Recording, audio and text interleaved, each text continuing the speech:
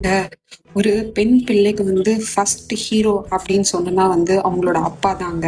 அந்த first hero, last ஹீரோன்னு கூட சொல்லலாம். அப்பா மாதிரி யாருமே வர மாட்டாங்க.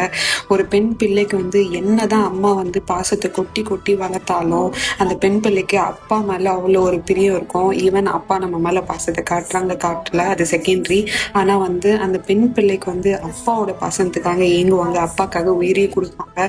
அந்த மாதிரி இந்த டேல நான் என் அப்பாவை ரொம்ப மிஸ் பண்றேன். மார்ச் 2 என் லைஃப்ல பெரிய இடி விழுந்த நாள், எங்க அப்பா எங்களை விட்டு போன நாள். அதனால நான் சின்ன வயசுல இருக்கும்போது அந்த பாசத்தை எல்லாத்தையும் அனுபவிச்சிருக்கேன். ஆனா வளர்ந்து ஒரு ஸ்டேஜ்ல அவருக்குன்னு நம்ம எதாவது பண்ணணும்னு யோசிக்கும் போது அவர் எங்க கூட இல்லை. நான் இந்த நாள்ல ரொம்ப மிஸ் பண்றேன். ஸோ அப்பா அம்மா இருக்கிற பெண் பிள்ளைங்களோ ஆண் பிள்ளைங்களோ நீங்க ரொம்ப லக்கி.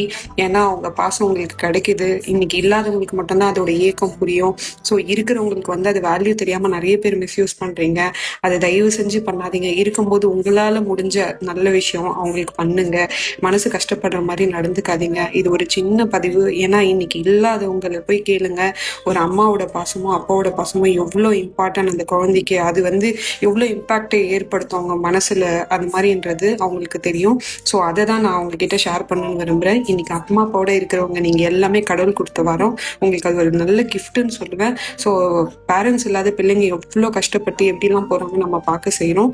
இன்னைக்கு அம்மா அப்பா இருக்கிற நீங்க எல்லாரும் இந்த பதிவை பார்த்தீங்கன்னா தயவு செஞ்சு நீங்க அவங்களுக்கு எந்த ஹெல்ப்பும் பண்றீங்களோ இல்லையோ, ஆனா கஷ்டத்தை மட்டும் மனசு நோகிற மாதிரி எதுவும் பண்ணாதீங்க.